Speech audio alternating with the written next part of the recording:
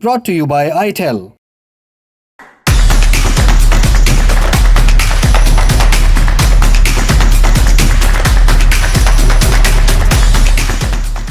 भारतीय टीम ने सुपर 8 में अपने सफर की शुरुआत की। जैसी उम्मीद थी शुरुआत वैसी नहीं रही। पहले ही मैच में साउथ अफ्रीका से हार मिली और सिर्फ हार नहीं, एक बहुत ही शर्मनाक हार। और इसका नतीजा आपको दिखाई देगा पॉइंट्स टेबल पर, जहां पर भारत फिलहाल सबसे नीचे है, नेगेटिव में नेट रन रेट है। लेकिन ऐसा हुआ क्या? सुपर 8 से पहले जब ग्रुप राउंड था, वहां पर हर मैच जीत करके बड़े ही टॉप पर रहने वाली टीम इंडिया आखिर सुपर 8 में आते ही पहले मैच के बाद बॉटम पे कैसे पहुंच गई? विस्तार से बात करेंगे इस वीडियो में। मेरे साथ सुकांत है। सुकांत, जब मैच खत्म हुआ उसके बाद सूर्य कुमार यादव ने पोस्ट मैच में बात की। उन्होंने वहां पर कहा कि हमने गेंदबाजी तो बड़ी अच्छी की, लेकिन हम बैटिंग बेहतर कर सकते थे।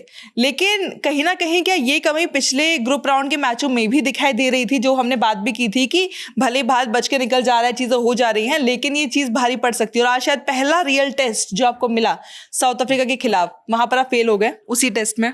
बिल्कुल, और ये चीज़ हमने बहुत बार डिस्कस की थी जब सारे मैचेज, इनफैक्ट जब चारों मैचेस हुए थे, एक भी मैच में कन्विंसिंग स्टार्ट आपको नहीं मिला था। एक भी मैच में आपको वैसी शुरुआत या जिस चीज़ के लिए आप जाने जाते हो ऑल गन्स ब्लेजिंग, वैसा कुछ नहीं दिखा था।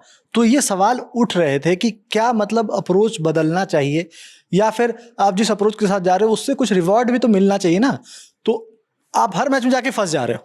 क्योंकि ये तो वही बात हो गई कि इंग्लैंड बेसबॉल करता रहा और उसके बाद जाकर के वो हार गया। जब आप हार गए तो अप्रोच तो बदलनी पड़ेगी। और इंडिया के जब आपको दिख रहा है कि आपके ओपनर तिलक वर्मा उस तरीके के फॉर्म में शायद नहीं है, तो शायद कुछ बदलाव की जरूरत थी। देखिए, बात फॉर्म की भी नहीं है, बात है उस अप्रोच की। देखिए, हर एक, अगर आप ये इवेलुएट करें, गेरार्ड एरास्मस के आगे आप स्ट्रगल कर रहे थे, उसके बाद उस्मान तारिक के आगे आप स्ट्रगल कर रहे थे, उससे पहले भी आप सलमान अली आगा को आपने पहले ओवर में विकेट दे दिया, फिर उसके बाद आपने आर्यन को, में भी आर्यन को विकेट दे दिया, और अब आपने फिर से एक बार एडन मार्करम के खिलाफ पहले ही ओवर में विकेट गंवा दिया।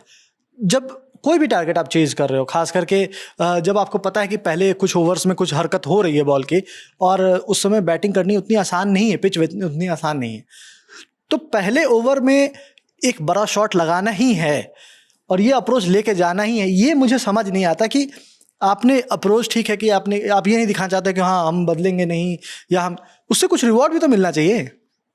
आपके उस अटैकिंग माइंडसेट से सिर्फ आपको नुकसान हो रहा है, और नुकसान अब इतना बड़ा हो गया है कि ये जो पॉइंट्स टेबल में जो खाई बनी है, क्योंकि इसको पाटना आपके लिए बहुत मुश्किल है। अब आप, क्योंकि यहाँ पर कोई ऐसी टीमें तो है नहीं कि जिसके खिलाफ आप कोई भी मैच हल्के में ले लें। अगर हम इंडिया की बात करें तो इंडिया के ग्रुप में जो टीमें हैं उसमें भारत को अभी जो मैच आज हुआ है साउथ अफ्रीका का, उसके बाद भारत को जिम्बाब्वे का सामना करना है और वेस्ट इंडीज का सामना करना है।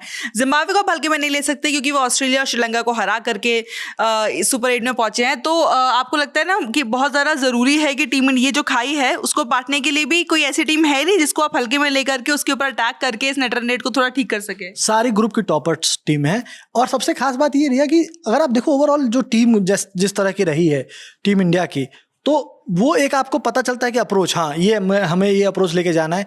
आपने ये अप्रोच डाल करके देख लिया, आपको पता चल गया ये अप्रोच काम नहीं कर रहा है, लेकिन आपने कोई चेंज नहीं किया, क्योंकि आपको ये लग रहा था कि नहीं, हम देखेंगे ही नहीं उस तरफ, क्योंकि हमें ज़रूरत ही नहीं है उस तरफ देखने की। ये जो ओवर कॉन्फिडेंस है ना, ये टीम इंडिया को बहुत बड़ा झटका दे के जा चुका है। और ये जो आप बाकी जो 2 मैचेस है ना, अब आपको सबसे पहले ये मनाना है ना कि साउथ अफ्रीका तो सारे मैचेस जीते ही जीते, क्योंकि अगर साउथ अफ्रीका एक भी मैच हारती है तो आपके चांसेस घटने शुरू हो जाएंगे। क्योंकि ये तो खैर पॉइंट्स टेबल की बात हम बाद में आराम से करेंगे, लेकिन फिलहाल हम बैटिंग को लेकर के बात कर रहे थे। हमको दिखाई दिया कि अभिषेक शर्मा आज फिर थोड़े, मतलब खाता खुला है, लेकिन उस तरीके की पारी नहीं दिखी जिस तरीके की उम्मीद की जा रही थी। और हमने पिछले वीडियोस में भी ये बात की थी कि अभिषेक शर्मा भले ही शून्य पे आउट होते जा रहे हो, लेकिन वो लगातार हिटिंग की ही कोशिश करते हैं। जब वो आते हैं वो डिफेंसिव माइंडसेट उनका दिख नहीं रहा है। वही अप्रोच वाली बात जो सुकांत आप कर रहे थे कि अप्रोच में बदलाव नहीं दिख रहा है। लेकिन अब जब आपके जो अगले दोनों मैच है, पहला मैच आपका वेस्ट इंडीज से गुरुवार को होने वाला है, उसके बाद आपको रविवार को जिम्बाब्वे का सामना करना है।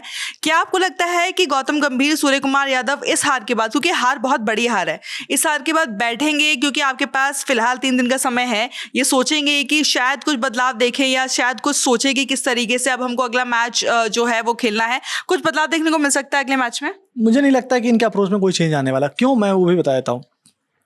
आपके पास 2 साल तक आपने एक फॉर्मूला अपनाया, वो फॉर्मूला सक्सेसफुल रहा और आप मैच जीतते रहे। लेकिन जो एडेड ऑन प्रेशर लेके आता है T20 वर्ल्ड कप, जो ICC tournament added on pressure लेके आता है, उसको अब तक हैंडल करते नहीं दिखे हैं।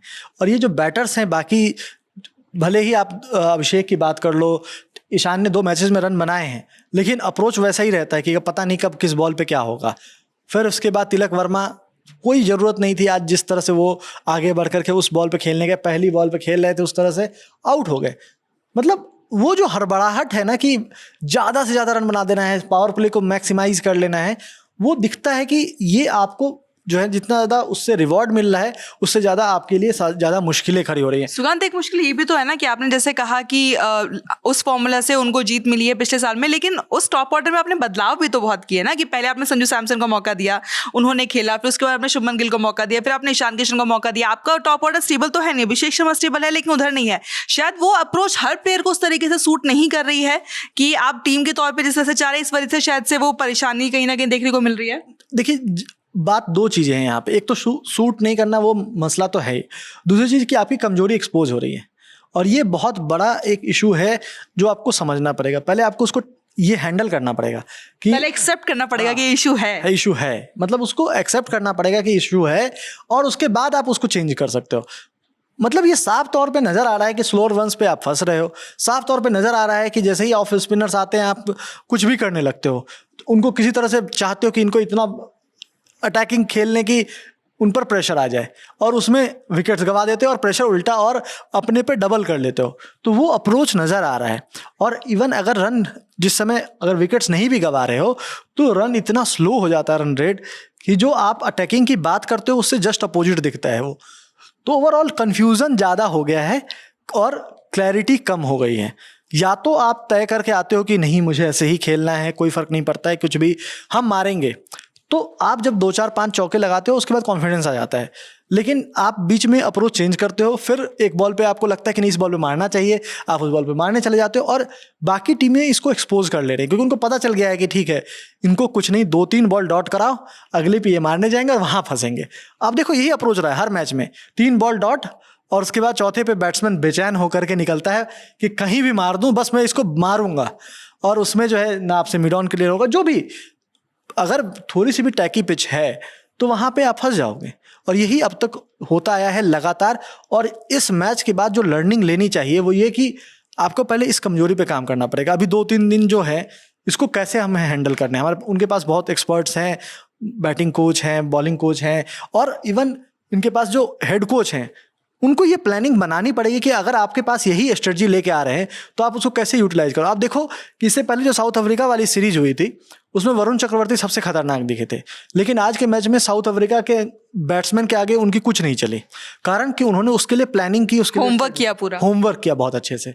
तो ओवरऑल आपको होमवर्क करना पड़ेगा, और अब दोनों टीमों को बहुत अच्छे से रीड करना पड़ेगा कि उनका गेम क्या है, और आप तैयार रहो कि वो इसी स्ट्रेटजी के साथ जाने वाले हैं, स्लोअर वंस आने वाले हैं, बाकी स्पिन आपके आगे होने वाली है, तो आप कैसे रन बनाओगे। तो फिलहाल गौतम गंभीर और सूर्यकुमार यादव के लिए जरूरी ये है कि वो बैठें और ये सोचे कि अब उनको क्या करना है। शायद थोड़ी सी अप्रोच बदलने की जरूरत है, शायद जरूरत है ये प्लान करने की कि सामने वाली टीम के हिसाब से आप अपनी प्लानिंग बदलिए, अपनी अप्रोच बदलिए। आपको बता दें कि भारत का अगला मुकाबला जिम्बाब्वे से होने वाला है, जिसके बाद वो वेस्ट इंडीज का सामना करेगा, और ये 2 मुकाबले ही तय करेंगे कि क्या टीम इंडिया अपने घर पर हो रहे इस वर्ल्ड कप में सेमीफाइनल तक की राह तय कर पाता है या नहीं। क्योंकि इस एक हार ने बहुत सारी चीजें बिगाड़ दी है, लेकिन सोचने का समय भी दिया है टीम इंडिया के हेड कोच और कप्तान को कि अब आगे क्या करेंगे वो हम आपको बताएंगे। T20 वर्ल्ड कप के सारे मैचेस की अपडेट्स हम लगातार आप तक पहुंचा रहे हैं, लेकिन उसके लिए आप हमारे साथ जुड़े रहिए, देखते रहिए लर्न ऑफ स्पोर्ट्स। इस वीडियो में इतना ही। मैं हूं रिया, मेरे साथ है सुकांत। शुक्रिया।